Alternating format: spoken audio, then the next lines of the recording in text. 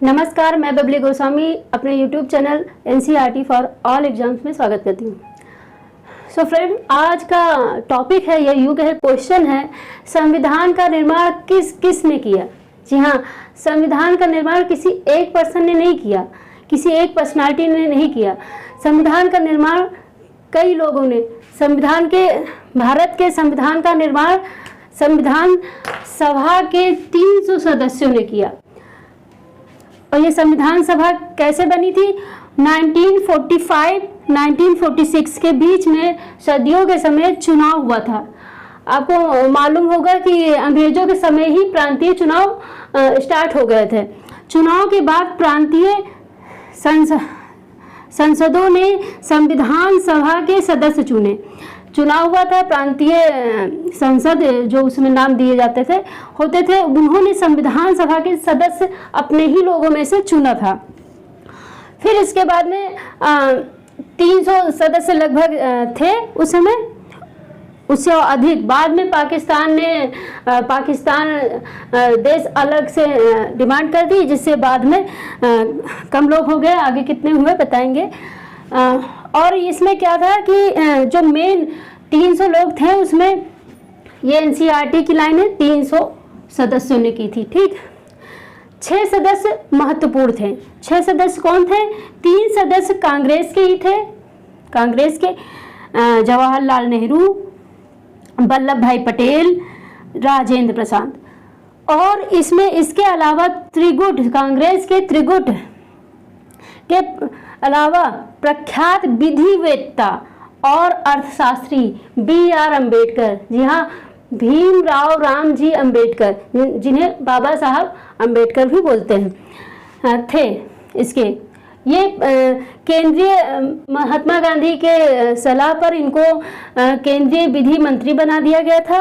और इस भूमिका में उन्होंने संविधान की प्रारूप समिति के अध्यक्ष भी बन गए थे। अच्छा, प्रारूप समिति का संविधान के निर्माण में बहुत अहम रोल है, क्योंकि महत्वपूर्ण काम किए हैं। इसीलिए शायद बाबा साहब भीमराव अंबेडकर को संविधान निर्माण कर्ता, पिता और जन्मदाता, ये सारे नाम दिए गए हैं। 6 सदस्यों की भूमिका महत्वपूर्ण थी, जिसमें से 3 ये हो गए और एक अंबेडकर जी, 4। और साथ में इनको क्या प्रारूप समिति के अध्यक्ष के रूप में दिया गया था। और BR अम्बेडकर को इनके साथ 2 अन्य वकील, ये भी एक वकील थे, विधिवेत्ता, इनके साथ 2 अन्य वकील भी थे, काम कर रहे थे। उनके नाम क्या थे? ये 5वां, ये 6वां। अल्लादी कृष्णा स्वामी अय्यर, ये मद्रास के थे, जो मद्रास को आज तमिलनाडु बोला जाता है। और KKM मुंशी, 6ठे सदस्य थे महत्वपूर्ण। KKM मुंशी, ये गुजरात के थे। और उसके बाद इनको 2 और प्रशासनिक अधिकारी मिले थे, जिन्हें आज IAS ऑफिसर बोलते हैं। आपको आज का समय हो या उस समय का समय हो, कभी भी नेता के द्वारा कोई भी काम नहीं हो पाया। हमेशा किसी प्रशासनिक अधिकारी, किसी नौकरशाह के बल पर ही कुछ अच्छा हो पाया है। उसकी वजह यह है कि जो प्रशासनिक अधिकारी होते हैं, नौकरशाह होते हैं, वो परीक्षा पास करके आते हैं, एक कॉम्पिटिटिव एग्जाम क्लियर करके आते हैं। और कॉम्पिटिटिव एग्जाम और वैसे पढ़ाई में अंतर होता है काफ़ी। और इन 6 को 2 प्रशासनिक अधिकारियों ने महत्वपूर्ण सहायता दी। कौन थे वो? ये देखिए, BN राव, ये थे संवैधानिक सलाहकार। जब कोई चर्चा होती थी चर्चा पर चर्चा, तो उस पर जब निचोड़ निकलता था, वो ये अपना सलाह देते, हाँ ये ठीक है, ये नहीं ठीक है। SN मुखर्जी मुख्य योजनाकार थे। अच्छा, ये BN राव जो थे, ये विदेश गए थे, वहाँ के कानून का अध्ययन किया था, वहाँ के बारे में समझा था, फिर यहाँ पे आए थे, वो अपना बता रहे थे। अच्छा, और हाँ, अच्छा, पहली जब बैठक हुई थी संविधान सभा की 9 दिसंबर 1946 में हुई थी। फिर जब ये पारित हुआ था, जब संविधान सभा में संविधान पारित हुआ था, उस समय जो उस पर साइन किया था, सिग्नेचर हस्ताक्षर किए थे 284 सदस्यों ने ही किया था। इसलिए क्या कहेगा, संविधान निर्माण में 284 सदस्यों का रोल है। ठीक, और इसमें जो 15 सदस्य थे महिलाएं थी, और अनुसूचित जनजात थे, अनुसूचित जाति थी, कई टाइप के थे। ये नहीं कि किसी के साथ नाइंसाफी हुई हो, संविधान सभा में सभी वर्गों से लोग लिए गए थे। अच्छा, 29 रियासतें थे। रियासतें मतलब जो राजा के अंडर में थी, उस समय भी कुछ रियासतें थी, सब जगह अंग्रेजों का कब्जा नहीं था। तो 29 रियासतों से लिए गए, जिसमें हैदराबाद से कोई भी नहीं आया। उन्होंने संविधान सभा का बहिष्कार किया था।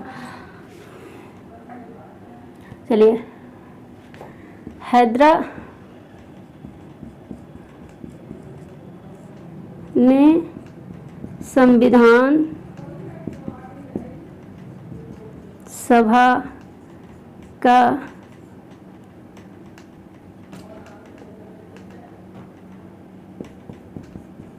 बहिष्कार किया था। अच्छा, हैदराबाद जो है, हैदराबाद हमेशा से ही भारत विरोधी था। भारत की आना नहीं चाहता था भारत में, वो उसका झुकाव पाकिस्तान की तरफ था। जबकि धार्मिक आधार पर बंटवारा जो हुआ था, उसमें ये था कि जहाँ मुस्लिम ज़्यादा हैं, मुस्लिम बहुसंख्यक हैं, वो सारा एरिया पाकिस्तान में जाएगा, और हैदराबाद में हिंदू बहुसंख्यक थे तो जाएंगे। और वहाँ के जो राजा थे, वहाँ के राजा को क्या बोलते हैं, याद नहीं आ रहा है, वहाँ के जो राजा थे उनका जो झुकाव था वो थे मुस्लिम, वो मुस्लिम थे, तो वो इसमें नहीं जाके पाकिस्तान की तरफ जाना चाहते थे। और पाकिस्तान इस आस में था कि मेरे साइड में आ जाएंगे, मेरे देश में जुड़ जाएंगे, लेकिन ऐसा नहीं हुआ। अच्छा, तो अब ये रिवाइज करते हैं, संविधान का निर्माण किस किसने किया। संविधान का निर्माण याद रखिएगा, संविधान का निर्माण किसी एक व्यक्ति ने नहीं किया है। उस जो नाम दिया जाता है कि इसने निर्माण किया, जैसे कि BR अम्बेडकर जी को, वो इसलिए कुछ राजनीतिक वजह भी हो सकती है, इसलिए भी दिया जाता है क्योंकि वो प्रारूप समिति के अध्यक्ष थे, और प्रारूप समिति के का रोल काफ़ी अहम था इसमें। और प्रारूप समिति के अध्यक्ष क्यों थे, क्योंकि वो केंद्रीय विधि मंत्री थे। और केंद्रीय विधि मंत्री कैसे बनाए गए थे, ये संविधान सभा में जो आए थे, तो पहले ये आए थे BR अम्बेडकर जी, ये आए थे बंगाल से चुनाव के जरिए आए थे। लेकिन बंगाल चूँकि बाद में आधी बंगाल पाकिस्तान में चली गई, तो वहाँ से फिर ये आए, इनको वहाँ के बजाय फिर मध्य प्रदेश के तो रहने वाले थे, फिर ये आगे महाराष्ट्र से आए हुए थे, महाराष्ट्र से चयनित हुए थे। ठीक, और राजेंद्र प्रसाद अध्यक्ष थे संविधान सभा के, स्थायी अध्यक्ष थे। अस्थायी अध्यक्ष डॉक्टर सच्चिदानंद सिन्हा थे, क्योंकि हमेशा से ये रहा कि जो ज़्यादा उम्र का है, चाहे आज भी जब स्पीकर का चुनाव होता है तो उसमें भी जो ज़्यादा उम्र का होता है उसको अस्थायी रूप में पहले बना देते हैं, सदस्य स्पीकर बना दिए या उस समय अध्यक्ष बना दिए। और वल्लभ भाई पटेल, जवाहरलाल नेहरू, इन तीनों का इन 6 का बहुत अहम रोल था। और साथ में इन 2 अधिकारियों का, चूँकि ये नौकरशाह है, इनका कोई नाम नहीं ले रहा है, लेकिन इनका भी अहम रोल था संविधान निर्माण में। तो हो गया, आप स्क्रीनशॉट ले सकते हैं या लिख लीजिए।